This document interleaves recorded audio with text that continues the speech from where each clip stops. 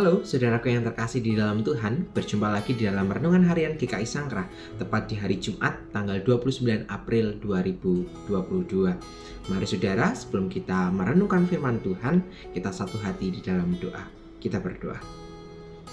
Ya Tuhan, Allah Bapa kami yang bertata di dalam kerajaan surga, kami bersyukur untuk cinta kasih-Mu. Cinta kasih-Mu yang boleh merengkuh setiap kami, sehingga kami dapat memiliki daya untuk terus hidup. Di tengah segala keterbatasan kami mengucap syukur untuk kasih yang datangnya daripada Tuhan saja. Tuhan melindungi kami, Tuhan menjaga kami dalam istirahat kami. Dan saat ini ketika kami ingin mengawali kehidupan kami ingin mengawalinya dengan merenungkan firman-Mu, supaya firman-Mu ini melekat dan juga dapat kami lakukan di dalam kehidupan sehari-hari, sehingga kami mampu menjadi terang kasih-Mu di tengah dunia. Limpahi kami anugerah-Mu supaya kami dapat melakukan kebenaran firman ini. Di dalam nama-Mu kami berdoa dan mengucap syukur. Haleluya. Amin. Saudaraku yang terkasih, perenungan hari ini saya berikan judul yaitu mengakui diri di hadapan Tuhan, yang diambil dari Yesaya pasal yang ke-6 ayatnya yang pertama sampai dengan yang ke-11.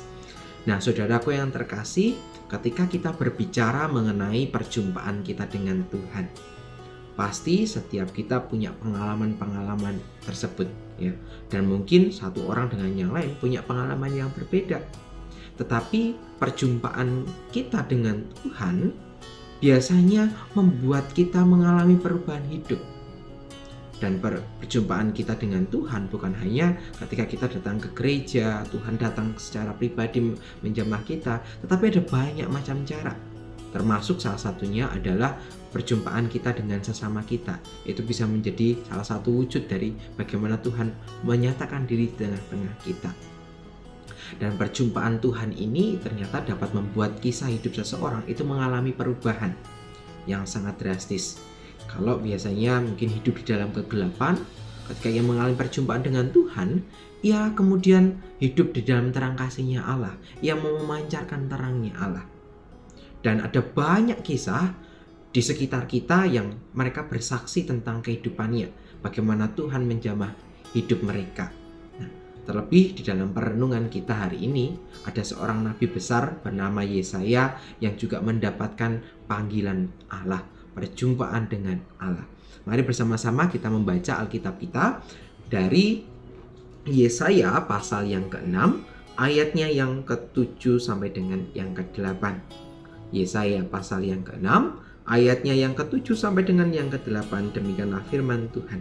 Ia menyentuhkannya kepada mulutku serta berkata, lihat, ini telah menyentuh bibirmu, maka kesalahanmu telah dihapus dan dosamu telah diampuni. Lalu aku mendengar suara Tuhan berkata, siapakah yang akan kuutus dan siapakah yang mau pergi untuk aku? Maka sahutku, ini aku, utuslah aku. Nah, saudaraku yang terkasih, demikianlah pembacaan kita. Berbahagialah setiap kita yang juga mau melakukan firman Tuhan ini dalam kehidupannya sehari-hari. Nah, saudara, di dalam Yesaya pasal yang ke-6 ini kita mendapatkan sebuah kisah mengenai panggilan yang didapatkan oleh Yesaya. Panggilan itu terjadi dalam tahun ketika Raja Uzia itu mati ya. Raja Uzia mati sekitar tahun 740 sebelum Masehi ya. Nah, yang sejarahnya bisa kita lihat kalau kita membaca lebih lanjut itu ya, ada di dalam 2 Raja-Raja pasal yang 15 ayat ketiga, dan juga ada di dalam 2 Tawarikh pasal 26 ayat 4 sampai ke 5 gitu ya.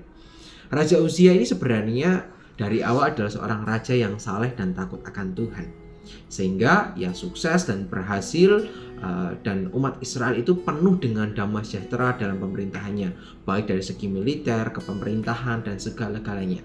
Namun dalam tahun-tahun berikutnya ia berubah menjadi sombong, congkak, dan angkuh.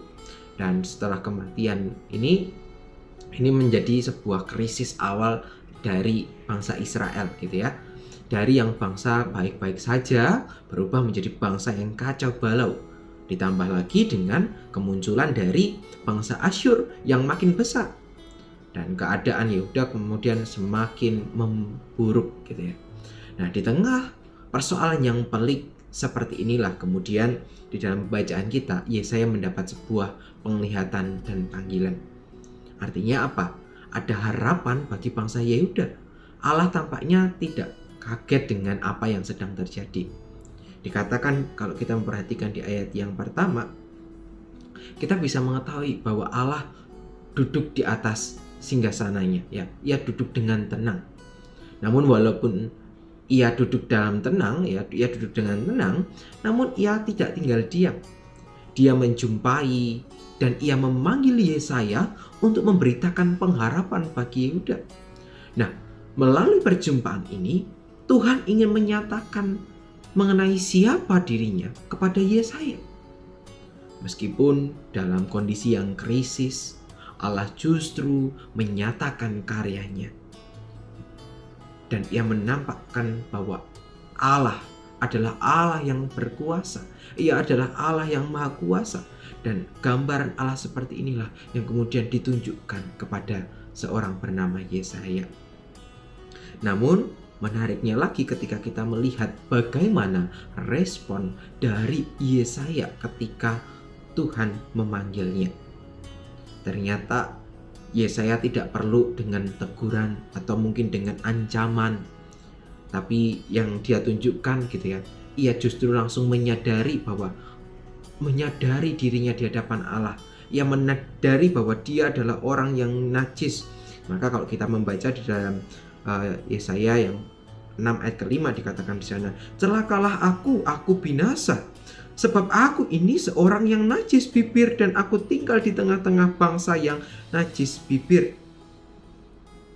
Namun mataku telah melihat Sang Raja, yakni Tuhan semesta alam." Inilah yang membuat Yesaya dipilih oleh Tuhan. Dengan segala kerendahan hatinya, ia mau mengakui dirinya di hadapan kemuliaan Allah. Ya. Dengan demikian, Yesaya mau menjawab panggilan Tuhan untuk menyatakan cinta kasihnya di tengah bangsa Yehuda, menghadirkan pengharapan kembali. Maka bagaimana dengan kita? Apakah kita juga mau menjawab panggilan Tuhan? Apa panggilan kita? Panggilan kita tidak lain adalah menyatakan cinta kasih Tuhan di tengah dunia ini. Saat ini dunia memerlukan cinta kasih Tuhan. Maka kita harus menyadari peranan-peranan kita di tengah dunia.